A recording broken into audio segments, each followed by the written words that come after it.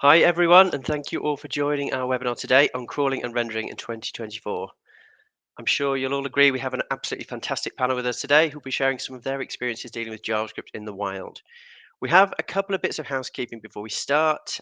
This is the first of our new webinar series, so we'll be doing roughly one per month. So please keep an eye on your inboxes for details of the next one, because we'd love to see you there too. We do just want to ask you a couple of questions. So if you could please look for a little survey button on the right-hand side next to the chat. There's like you should be able to hover over it. It should say survey. And we're literally just asking two questions. We'll take about 10 seconds of your time. So please, everybody go and do that now. And I'm going to wait. I don't know how long 10 seconds is. We'll see. That'll do. All right. Right. So we've got a bunch of questions already for the panel, but we're also going to save some time at the end for your questions as well. So if you've got any questions for our lovely panel, please put them in the Q&A tab, which is next to the chat. Ideally, don't put them in the chat, but please do chat to each other.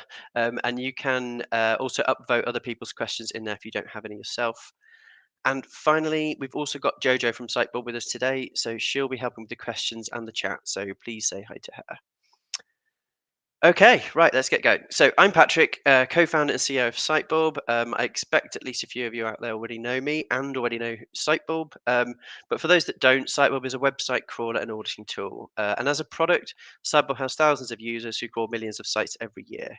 And ever since we launched in 2017, we've cared deeply about rendering, both as a necessity for our customers to crawl their websites, and also, of course, because Google now render pretty much every page they come across. Our guests today are all Sitebulb users, and I know from personal experience they all have interesting JavaScript stories to share.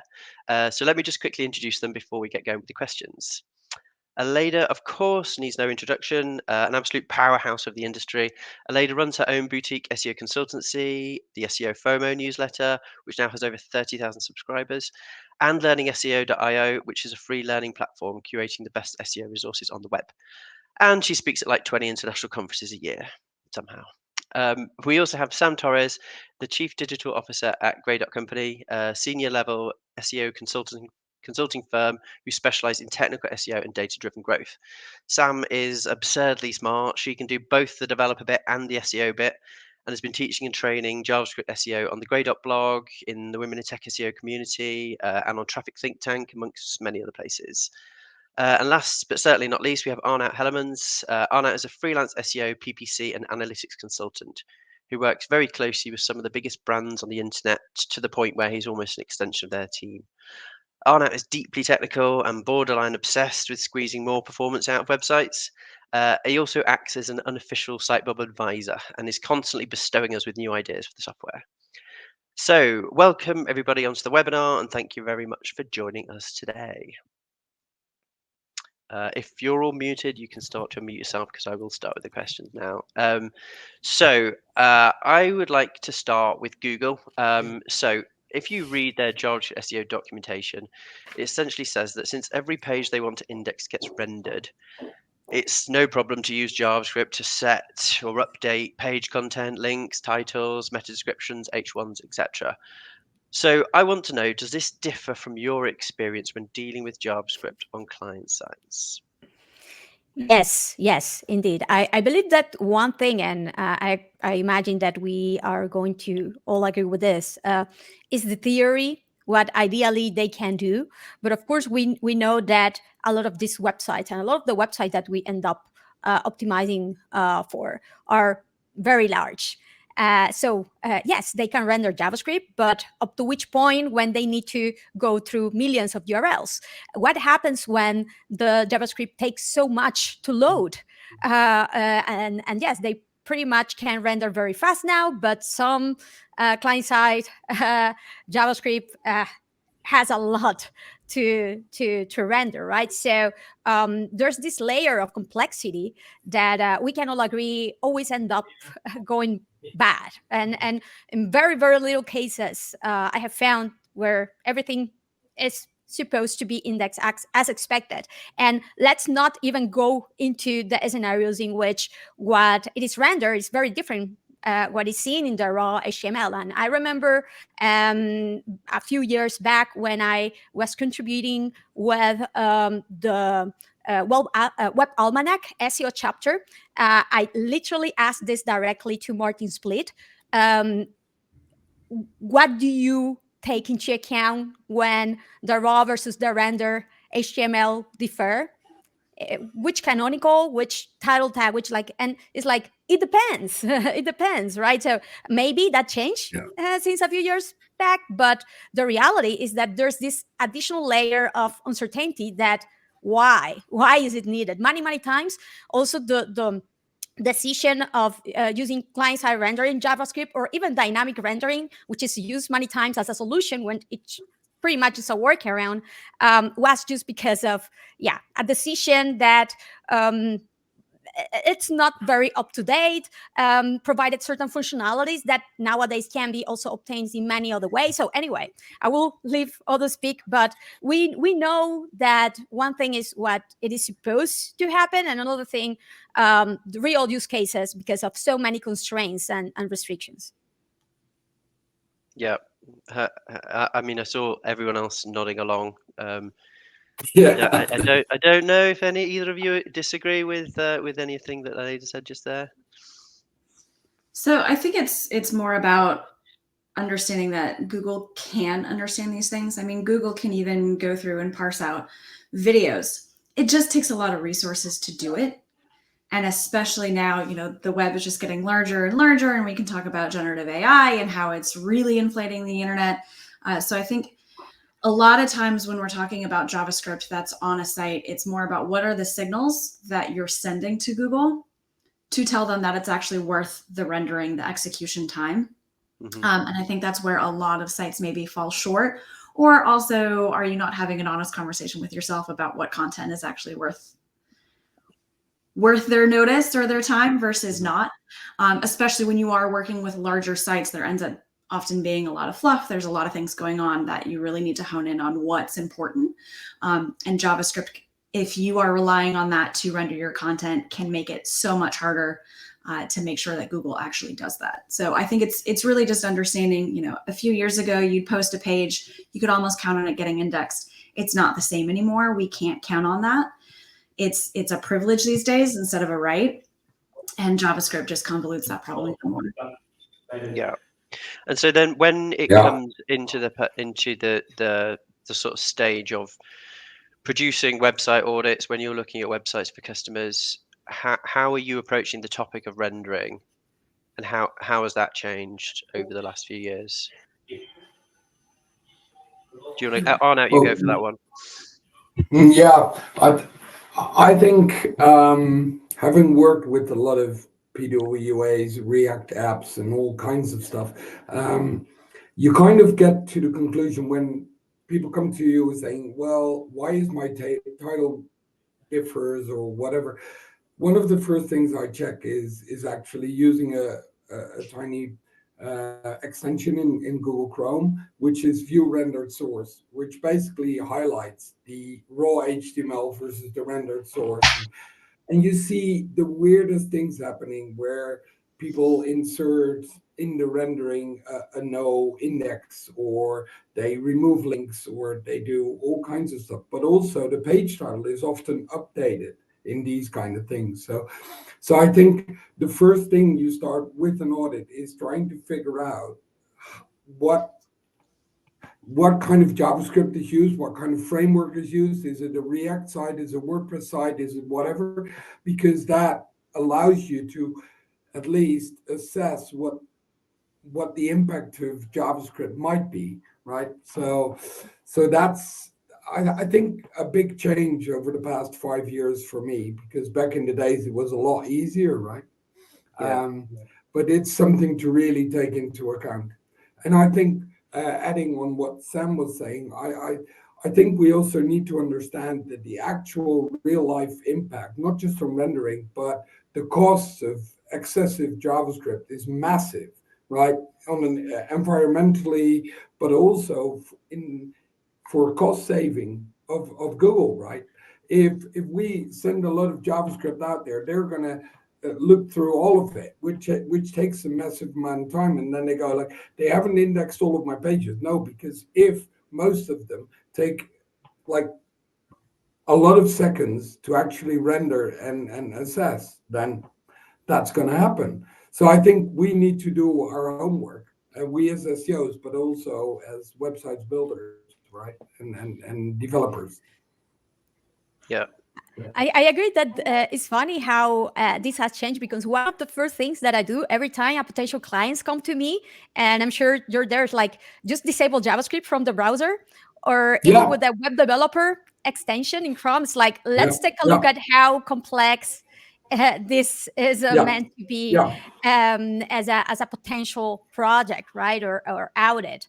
In reality, it's funny because I have also seen in many scenarios how the company is supposedly aware that they have potentially not necessarily made the most straightforward solution for as a framework when they have developed their website. And many times I have found that they say, oh, but we're already doing dynamic rendering or rehydration or some very complex, sophisticated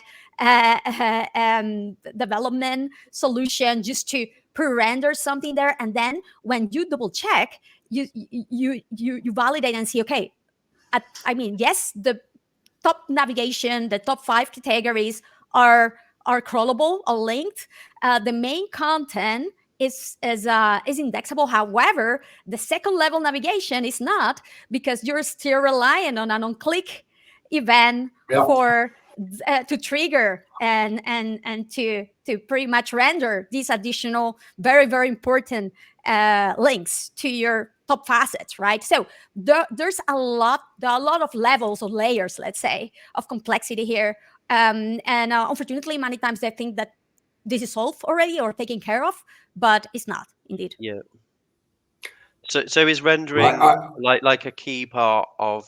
Is it one of the first things you look at when you deal with a new website for the first time? I would say usually I'm just trying to figure out what stack they're on first, because every stack has their own kind of unique caveats.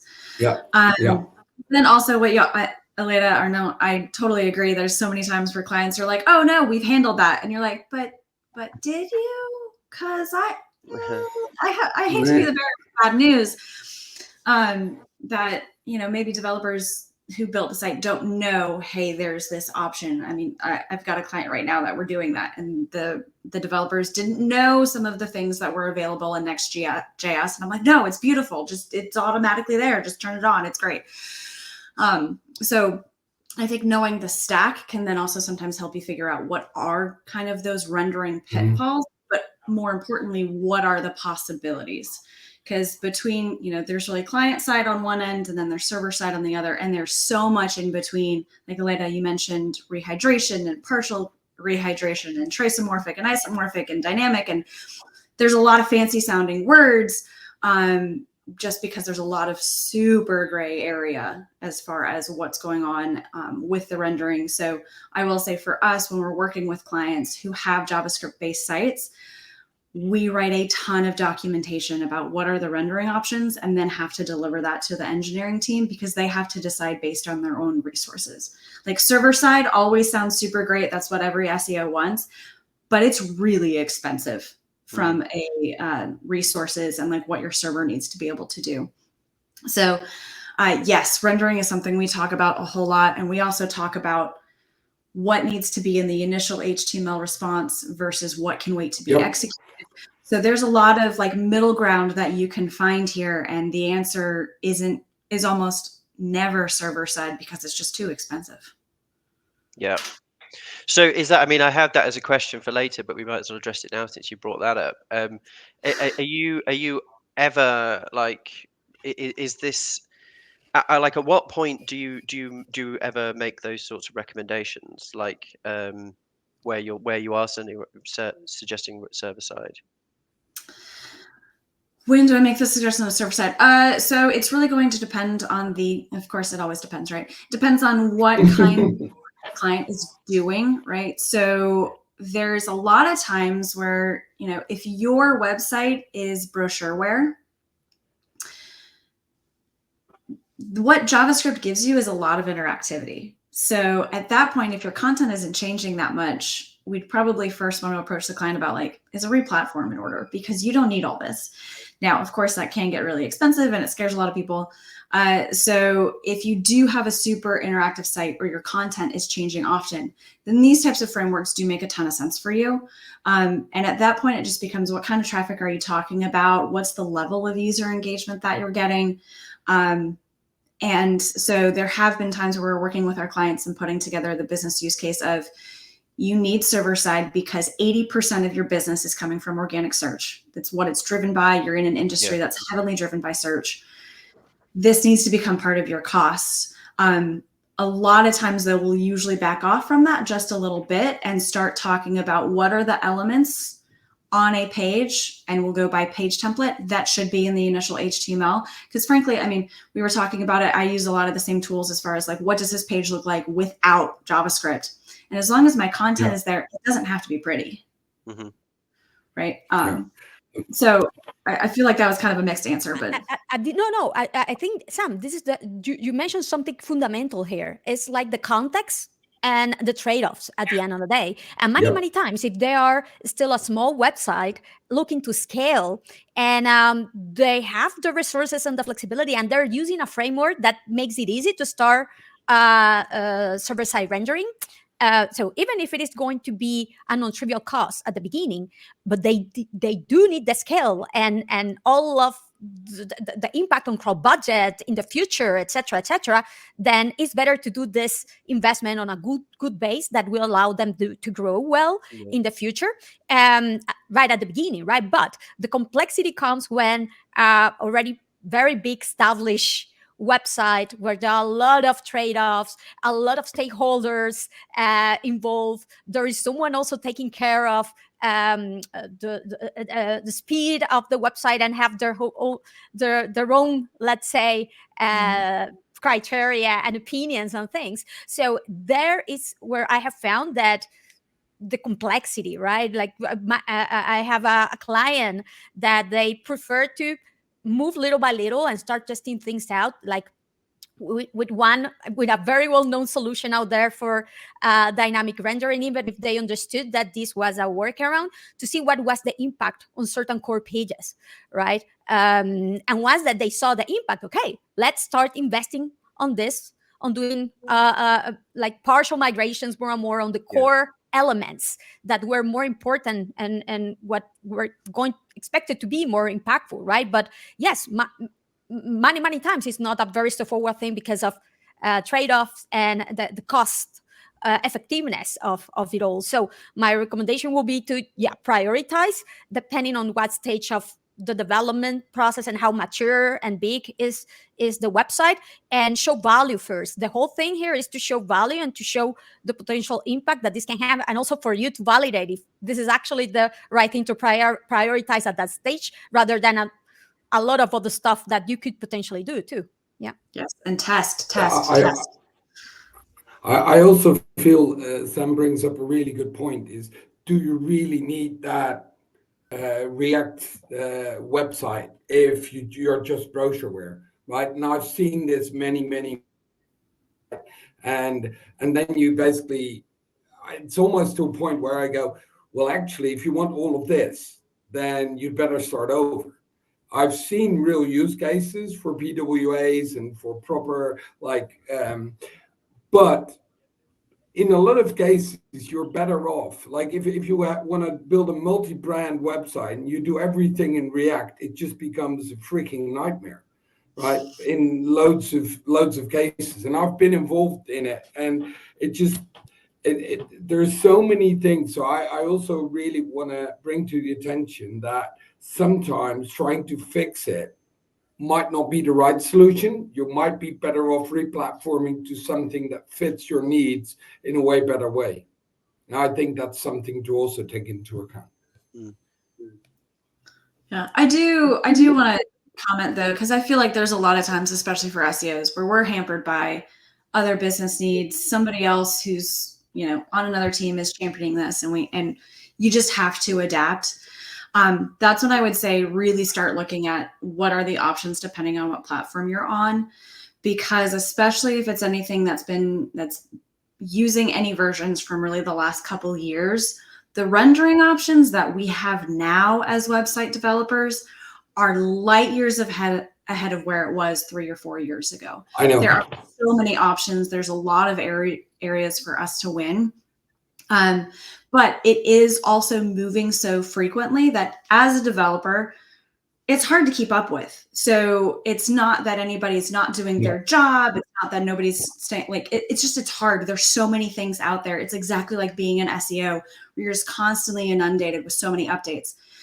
So I would say, just depending on your platform, really do the research, see what options are there. Like, for example, with Next.js, I'm going to keep using that because it's top of mind because I'm working on a project with it right now. But like, the options that we had for rendering 2 years ago were okay, but they were pricey. Yep. Now there's actually like their static site generation as part of it. So basically all of your HTML that isn't changing all the time, that can be served statically and then it'll layer in the interactive content using hydration, but it's a very sophisticated type of hydration. So it does really well. But these are options that are new to us, that are worth your time to research. And unfortunately, as SEOs, it does mean that we have to start really digging into specific platforms and frameworks, and that's usually going to be picked outside of your control. But there are really good options out there because we're not unique, right? Every business needs this. Every website is looking at these types of things because SEO is so prevalent. It is so required for really any business.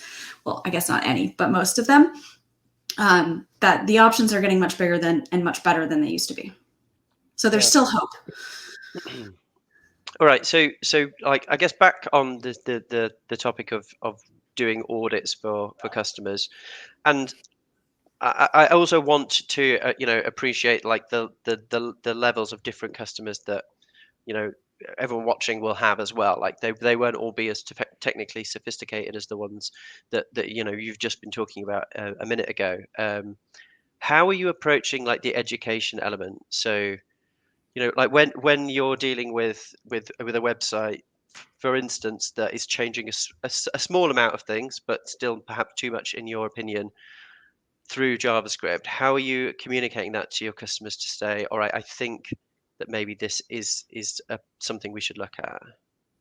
I try to understand first the why, how the decision was made to use this or that framework, because many times what I mentioned before, like there may have been a reason that it made total sense 5 years ago, but it doesn't anymore, or is achievable in different ways, right?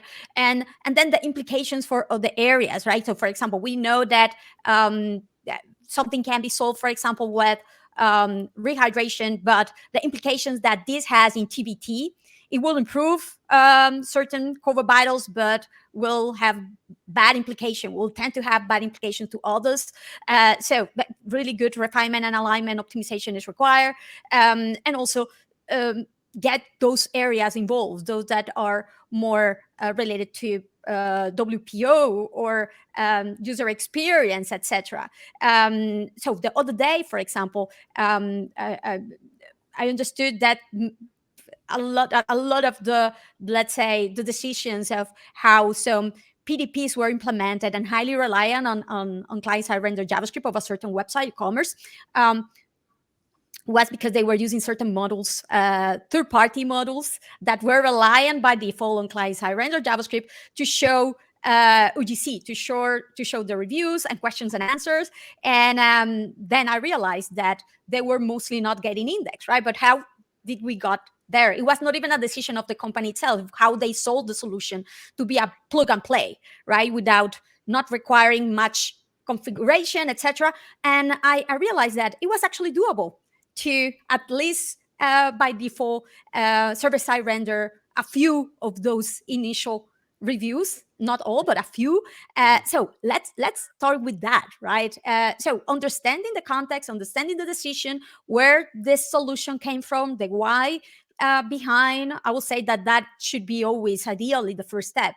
And based on that, to be able to recommend or to try to also make or develop awareness of your goals, right? Because at the end of the day, even if I know about certain web development best practices and options and alternatives, the in-house developers are the ones that understand the whole context and how and why they have implemented in certain ways the current website or the current framework, how they have chosen this or that. So explaining and raise awareness about the why you need all of this and what is the impact and your final goal, they will understand better the different alternatives and solutions that I can even provide to you that you are not aware of. So this ongoing communication and clear communication and explaining clearly well the why, not only the what do you need, but the why and the context is important.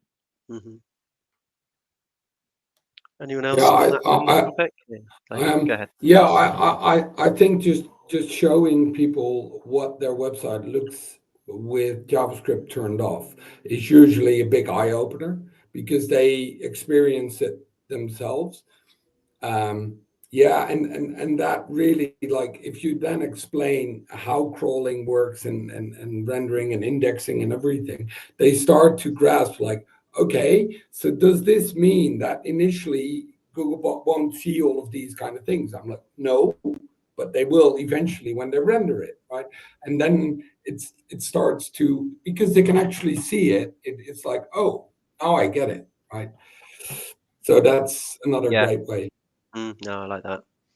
That's cool. Yeah, we'll do a lot of that, and then also we might just do a comparison of, like, here's the code that you're seeing, like when you're looking at it in your browser, and here's what Google tells us they're seeing, because you can get that out of Google Search Console. And so kind of highlighting the differences and showing, like, hey, remember all that time you spent writing that content to be optimized and use your target keyword and really add some relevance? Yeah, it's not there. So like I said, usually that starts to get a lot of emotion going and people get invested. Yeah. Another thing that sadly works well, it shouldn't be like that, but it tends to work well, is to do a little bit of a benchmark of what they are doing versus what their main competitors, especially those that are ranking there for core topics and queries they really care about, are doing it, because they come up with reasons like, oh, it's because like this is how we have this really cool option to showcase more products without loading any more pages, this dynamic sort of configuration, whatever, that this or that player has, and we need to be better, right? But then you go to these other players or even other players that do even something better than they are and show that they are able to provide that functionality while server-side rendering their pages, how indexing much more, by or ranking them, etc., etc. So doing these sort of benchmarks, I work with a lot of commerce and marketplaces, so it's like PLPs, categories, facets, and PDPs, product pages, like every level, and showcase this what you are showing, this what Google is seeing. Let's go to the URL inspect tool or the rich results. Let's try to, or even Sitebulb tools to show what it is actually seeing and how they are configuring versus their competitors, and how it correlates with rankings at the end of the day. Yeah. Aleyda, I love that. Go ahead and play on the vanity of this is what your competitor's doing, because it is super motivating, right? And it works well. Sadly, it is indeed. Awesome.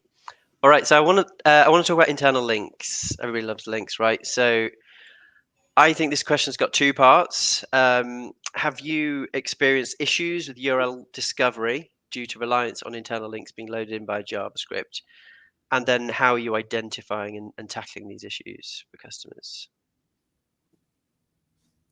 Who wants to... I've seen plenty of those, right? And I mean, one of the things I regularly use is Sitebulb, and then the response versus rendered, which will actually just show you all the ones that are added. And I've seen some really, really weird things happening there, right? Where certain templates are just, they don't have any normal links, and then everything is just rendered, and then they basically are like, why aren't these being indexed in the same speed as all the other ones? I'm like, well, there you go. So that's a way of me doing it, but there are different ways of doing it, right? Mm-hmm.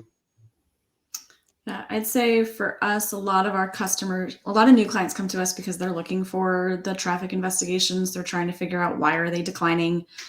And that is one of the first things that we look at as far as like, all right, this page, you say it's important to you, it's been declining, but what do you have pointing to it? Are you actually sending the right signals as far to Google that this is a priority page for you? And you do find pretty often that the internal linking does not reflect the actual priority that the brand is placing on that page. Yeah, we do a lot of the same things that Arnaud just said. We use the response versus render report on Sitebulb. That's something we run regularly for every client. Yep. There you go. We love the tool, so I'm happy to promote it anytime. So we'll run that in our regular crawls so that it can be flagged at any time. It's part of our QA processes when any change is being put in. So it's usually, though, if you don't, like, unless something has broken, I would say there's other indicators that usually make you then go and discover it, which would be like declines and things like that. Mm-hmm. I have to say that in particular, I want to highlight how useful it is. And it's not only because this is a Sitebulb webinar, right? But I want to highlight what Sam mentioned before, the response versus render functionalities of Sitebulb in different ways. So for example, even the single page analysis, I love how it organizes it in tabs. So because with a lot of extensions, it's true that you can do a quick validation of the page and see what changes versus, with the raw versus render. But with the single page analysis, you see the links, the images, the text, right? So every single area or element is clearly segmented. So you can go and pinpoint very, very easily, even to people who are non-technical. Okay, take a look at how it is changing, and this is the number of links that is seen in the raw versus the render. So it's like, I love it. Then on the other hand, besides of what has been mentioned before, I have also seen not only the number of internal links, right, changing a lot between the raw versus render, but the anchor text. Many times. Empty like images with empty alt descriptions, empty links, pretty much pointing to pages. So it's important to give context to Google about what is this page about, what is popular about, and be consistent with it. It's many times like very little things that will be highly overlooked, but at the end of the day, it's the consistency and alignment of it all that will help these pages to rank better or find the right queries, right? Yeah. Awesome. Okay, right. So I want to hear some JavaScript horror stories. I know we've got I've got a specific one that I want to talk to you about, Sam. We'll do that after. But like, I know you've written up already. You did that sort of group learning experiment with Women Tech SEO. So you've got already millions of examples I'm sure you can share. But yeah, I want to hear that anything you guys can think of that kind of blew your mind when you saw it. Ooh, I think mine was back in the days when somebody apparently put a no index in the rendered version and wasn't basically telling, right? So they pushed something, new code from dev to live, but it wasn't in the source code. It was actually injected by JavaScript. So suddenly there was like, what the heck? Nothing happened. And then a few years later, they started getting alerts in Screaming Frog and this, or in Search Console, I meant. And then I was looking at it, I was like, I didn't know what was happening. This was a few years ago, and I started digging in, and this actually happened. And it basically de-indexed half the site, and it was quite a significant site. So it was just like, fuck. Yeah. That's bad, right? That counts. And others I've seen where you see headings. So basically, when a development agency just builds everything using JavaScript, so I ended up, and I also pinged you guys on this, because basically we were merging. They basically ticked a box on Magento, and it was basically all these small parts of JavaScript. Let's make it one big file, but it ended up being 7.5 megs. Oh my god! So it was just an absolute freaking nightmare, right? And And when I found out that was happening, it was just like, because nobody was looking, they were only looking at the results, like, that looks fine, the functionality works. Yeah. But they just kept on adding little things of JavaScript on top of it. And in the merged file, it became 7.5 megs. And then we were looking in the inspect tool in Search Console, and it wouldn't render, right? Because 7.5 megs is too much, right? I'm slowly unpicking this now, but this was kind of a biggie. I think those are two nice. They're good ones. words, Yeah, right? I'll take them. Thanks, Magento. That was really cool of you. Exactly. And thanks, Magento developers, right? Because I don't think it was purely Magento, but that little tick box saying, hey, let's merge all the JavaScript. I'm like, ugh. Yeah. Yeah. Come on, I want some more horror stories, guys. You two must have some. Come on. So I would say one that keeps coming up for me is, especially when people are using JavaScript front ends like a Gatsby, which I still love, but there's like a whole build process that happens, that if the build process fails, all of the pages that were created before it failed are still available. So you end up having like 17 to 70 to 700, depending on how often you do builds, versions of your homepage just sitting out there and available in a subfolder. So I would say always be careful about that. That one's really fun to find, because then suddenly, like a site, I think the first time we had a site that was relatively small, but they were e-commerce. So they had like less than 20,000 pages, but we couldn't figure out why all of a sudden we were having all these issues with crawl budget. And then, it's because all these nightly builds that you're doing are failing. By the way, did you guys see your builds? Because that seems problematic. So yeah, definitely run into quite a few of those. I keep seeing it happen across all different kinds of platforms and frameworks. So definitely, if you're using anything, and even if you're using some of the plugins that just do like the static site generation for WordPress, things like that, make sure that it's not adding a bunch of fluff. And the other thing I've seen usually take up crawl budget is like these JSON API files that get indexed or that Google keeps crawling because they're referenced in the code of any of your actual pages. So set a no index on those. Tell it to stop. Yeah.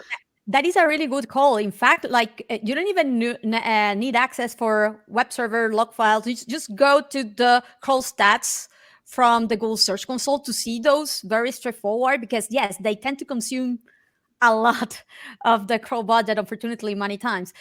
Unfortunately, like the horror stories that I have run into is like the other way around of what I think that you just mentioned regarding blocking JavaScript files that were needed to crawl and to render the page. Indeed, so I have run into those very straightforward, thankfully, to fix.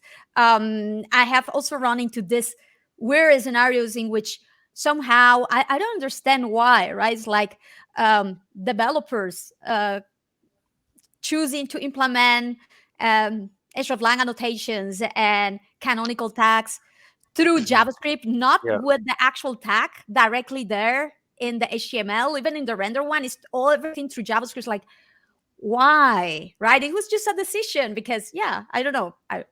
To feel cool, I have no idea. It was replaced very quickly after I pointed it out because there was no necessity of that. But yes, like potentially I would say like the biggest word scenario that was thankfully very quickly fixed was when I started doing SEO for this location-focused marketplace that was just starting. So it was very early in the process. Great to make a switch of how they were configuring things. So they were using hash-based URLs for every location, for LA, for Seattle, for Denver. So we just pretty much changed it to output actually crawlable, indexable URLs. And just by doing that, they 4x their traffic after a couple of months, right? So it was that straightforward, right? Unfortunately, it's not that easy many times, but if you're early, that is why every time I tell clients and everybody who speak with me about this, like involve an SEO, even if it is not a full SEO strategy or process that you will do early on, at least some sort of validation or involvement.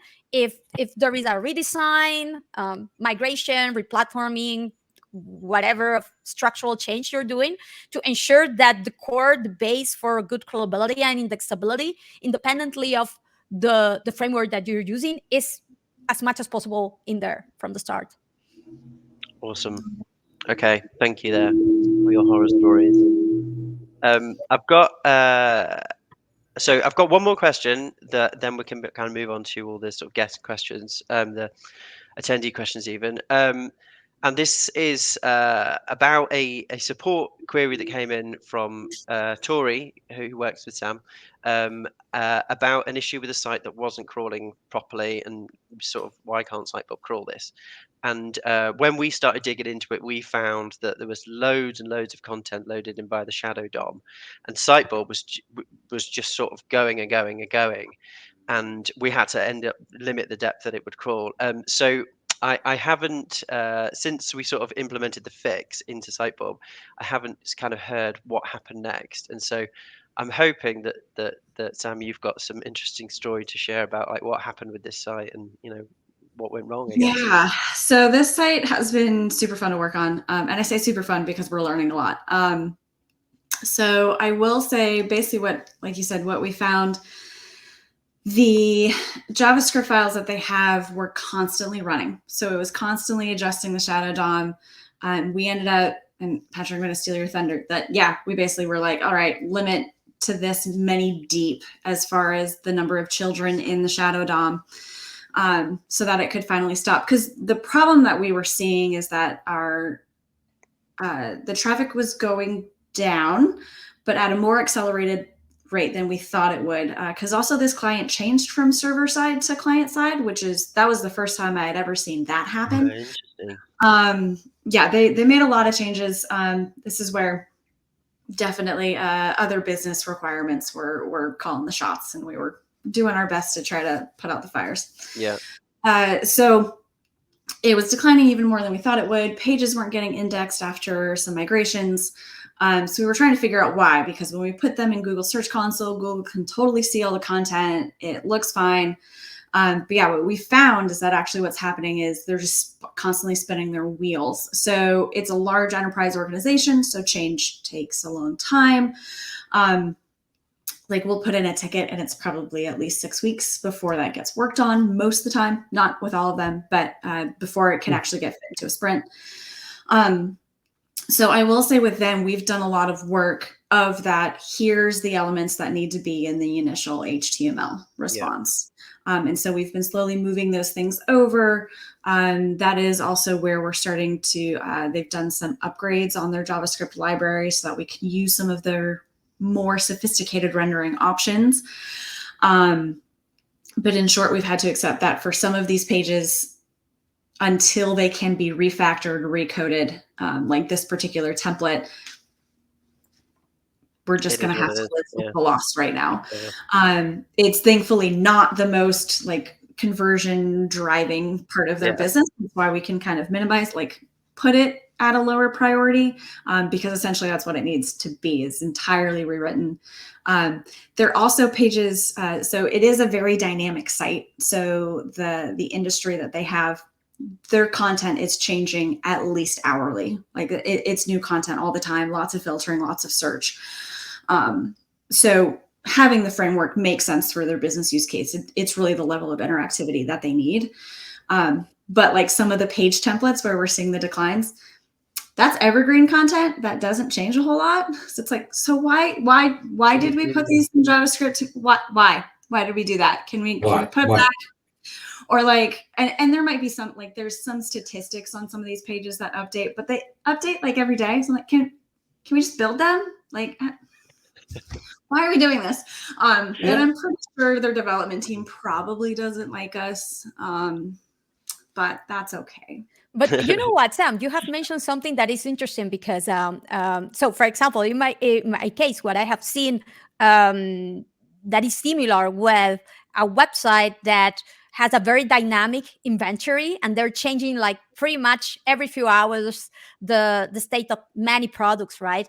And we used to get even warnings from Google because of outdated structured data, things like that. Yeah. And this is the thing. A lot of it was being pre-rendered / cache through their CDN because they were heavily reliant on JavaScript. So there's that, and the need to, at the end of the day, also be consistent with your own content needs. At the end of the day, the technology needs to fulfill the need and the nature of that particular context, and yes, like, updated consistently. So these are the constraints that we're talking about versus the ideal configuration that we all know or supposedly should follow, right? So there's that.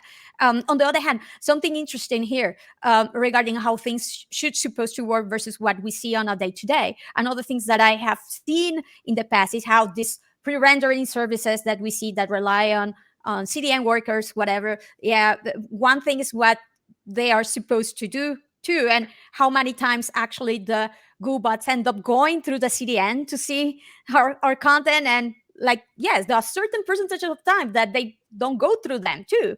So there's also that. Many times also the rules. I remember one time when there was a release on a website that we supposedly had made sure that the Goobot will see certain configurations server-sided already, but this is not what we saw reflected out there. And then at the end of the day, after a lot of validations or workarounds, we ended up having a call with the DevOps of the company, and they were like, let me see the order of the rules that I have in the CDN. Oh, sorry, there's that. Switch. I'm going to switch it. Thank you. It was that. Thank you very much. Sometimes, so yes, there's also that. So a lot of these edge cases and configurations like this, that so good communication is always and coordination is always a must. Yeah. I think there's one more thing which I'd like to add, which you briefly touched upon, is structured data. I see a lot of companies implementing structured data through Tag Manager and these kind of solutions, right? JavaScript. And that, especially if you're in e-commerce, can be kind of a biggie, because Google sees a different price than in the structured data, because it's rendered, it's handled later, so you get disqualified in the feed and these kind of things. So I see a lot of these discrepancies, especially in e-commerce. And it's something people just don't think about, because they go like, it's fine. No, it's not fine, because there is a time in between that rendering of that structured data through JavaScript and the actual feed getting updated. So I see a lot of those as well. Nice. Awesome. Okay, right, guys, we have 12 minutes left and we've got about 1 million questions. So we're going to rattle through them. Before I do, this is my one and only plug. Sitebulb is a tool that you can get from for your crawling needs, for your JavaScript rendering needs. It will help you figure out what you need to fix on client websites, on your own website. We have Windows version, Mac version. You now have a cloud version as well. So if you're not already a Sitebulb customer and you think this is something you want to check out, please go to sitebulb.com/download and you can try it out for free. Cool. Let's plug over. Right. So Jojo, do you want to give us the first of the questions from the Q&A? And we're going to need to rattle through these. So anyone can just shout out if they want to answer this. So we've got from James, Google's cache was a useful way to understand what Google could see, especially in regard to JavaScript. With this going away, is there another reliable way to better understand what Google is able to render? We use the inspect URL tool within Google Search Console, because it'll actually, one of the tabs will be the HTML that they see. Can be a little bit laborious to try to actually pull out. I don't know if I said that right. It can take a lot of work to try to pull out that code and then put it into something that you can actually read, especially for larger pages. I've definitely seen it break my Chrome, but that's what we're using. Cool. Yeah, I will say that the most reliable one will be that one. I also like, just in case that you don't have access to the Google Search Console, the technicalseo.com. Shout out to Merkel to make all of the website and free tools accessible to everybody. They have also a fetch and render option, and of course Sitebulb with their single page validation, single page analysis, sorry, is available to everybody out there. And if it is not, then you should totally start using it. Another way to validate too. Amazing. Right, we've got the next one up. So from Simon Cox, we have, there is a move away from React now. Are you recommending clients consider flat file headless sites yet? All the time. I love Headless. I love it so much. Yes. Yes. Yes. Right. Shout out to Astro. I used to be a huge Gatsby stan. Now I'm all about Astro. It's beautiful. You can use any JavaScript library you like, and it just spits out beautiful HTML. It's super elegant. Love it. Headless is great, although again, it's important to have an SEO involved right from the beginning. I have had, and we know that there are certain platforms that, yeah, it shows support everything, but yeah, good specification right from the start. Yeah. Agreed. Okay, and so we've then got from Akif, any suggestions for a good framework? A little bit vague, I suppose, but Yeah, so I'll just shout out Astro again. If you are someone who's super got a lot of interactivity going on, a lot of changing content, Next.js is usually the one I see the most common. May not be the best, but it also has huge community support that finding developers who know how to work on it is a lot easier. awesome. Okay, Jojo, next question. What we got? Right, so Emma has asked, what impact on traffic have you seen from fixing JS issues? Oh, we had a bit of that already. Massive. I've seen massive, especially in an e-commerce store where all the images were basically served through JavaScript, and we got it playing. It skyrocketed the image search traffic. So it can be. I guess it depends, but there are use cases where it's massive. Especially with images, that is a great shout there. The impact that it can have on the thumbnail in rich results in the SERPs, and the click-through rate of already ranking pages. Indeed, just because of relying on JavaScript to show the images, indeed, and making them big enough. Because Yeah, and kind of a benchmark that we've been using when we do forecasting for clients who are making the switch from like client side to server side is typically we see about a 30% increase. Now, obviously, it's going to depend on how competitive things are. Are your competitors already doing that? If so, you're just trying to catch up. But yeah, typically we see the site traffic and engagement go up around 30%. Wow. All right, next question. Well, this is a good one. So, apart from Screaming Frog, would you recommend other tools for auditing websites JavaScript regularly? Patrick, I'm not going to say anything. I'm not saying anything. Is this a real question? Sorry, Patrick. No, so I have to say something, right? I will say that if I remember well, Sitebulb was the first tool, the first SEO crawler out there that properly started to report and support the discrepancies and the gap between the raw versus render JavaScript, and the one that up to right now provides the best UI and the most flexibility to troubleshoot and work around it, right? So, Sitebulb, well done. Yeah, we did get some helpful feedback and advice from some of our users on that, Aleyda. Yes, good to know. That Thank was you and Arnout both told us what we needed to improve. So thank you for that.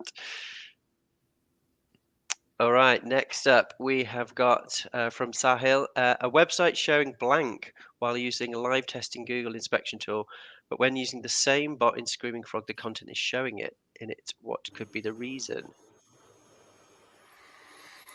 Oh, it could well be that the JavaScript is way too large. So basically, Google just times out. So that could be a reason. Maybe there's other reasons, but that's the first one that jumps to mind for me, at least. Or resources are blocked to the Googlebot, but not to other crawlers, and Yeah. or even through That's another one. IPs, things like that. Yeah. So yeah, always try to People simulate, think, but at yeah. the end of the day, that is a simulation. It's always Yeah. and many sorry. And you can go and change the user agent in your crawl tool to Googlebot as well. Increase the render timeout. Muck around with those settings, and you might be able to figure out why that's happening. Okay, so we've got 5 minutes left. The next question from Jean is: do you recommend a WordPress plugin to help with this, or an approach? Leave WordPress. That's mine. What was that term? I didn't hear it. Leave WordPress. I can't stand WordPress because also it still uses jQuery, which is so old and antiquated. Can we please move on? I hate it. I will say, Jono, if Jono was here, we will say like, you're already using WordPress. It's perfect, isn't it? No, I'm going to say the biggest problem I see with JavaScript and WordPress is just the sheer amount of plugins that people install. Just trim down on your plugins, and then a free version of what's it called, Quick.cloud and Lightspeed, which basically does a lot of the optimizations, and you can connect it with Cloudflare. It's a great way to fix a lot of the stuff that's broken, but I'd rather fix it at the core. But Lightspeed is a good one. But by the way, I don't know if the question potentially also ask about if they are using some sort of template that is client-side rendering a lot of things like navigation, core elements of the site pages, right? If that's the case, then the good thing about WordPress is that you can easily switch to another one that doesn't do that. So I will say go and take a look at. There's so many different templates, free and pay, right? And ensure that the one that you use is lightweight, it doesn't rely or over rely on client-side render JavaScript on things that are actually not necessarily or required based on your particular functionality. So there are plenty of choices out there. If for some reason you're right now using a template that does that, go and take a look at many others, and it should be pretty straightforward to do a migration for the better in this case. This is, yeah. Awesome. Right. Probably got time for one more question. So from Chris, I'll talk more about Shadow DOM. It's Y'all, this is a whole other webinar. I would say accept that it's a gray area. I've met even a number of developers that don't understand the Shadow DOM. Just essentially know that the Shadow DOM and like what you're seeing and how it's rendered. I don't know how to answer. It's a convoluted and it's complex. But usually you're going to see, if you're having issues with the Shadow DOM, you're going to see it coming out in like the response versus render report. You will see like if you're looking at the code itself, or you've got things, you've got developer tools open in Chrome, you'll see it's constantly changing. Those are all signs that something's wrong with your Shadow DOM. Okay, that'll do for the Shadow DOM. All right, so that is about up. Our hour is basically up. So I just want to thank all our guests for your time today and for sharing so much with us all. Really, really, really appreciate you coming on. If anyone's got anything to plug, you've got 1 minute. Patrick, just a last comment from me. I want to thank the opportunity, of course, and I just want to show like the single technology that you love more than JavaScript. There it is. From the memory lane out there, that also Sitebulb still helps to validate and troubleshoot in case you're still using it somehow. But if anyone is, thank you. Awesome. Well, thank you all for joining then today. Thanks so much for having us. Thank you very much. Cool. Thank you, everybody, and bye-bye. We'll see you on the next one. Hey.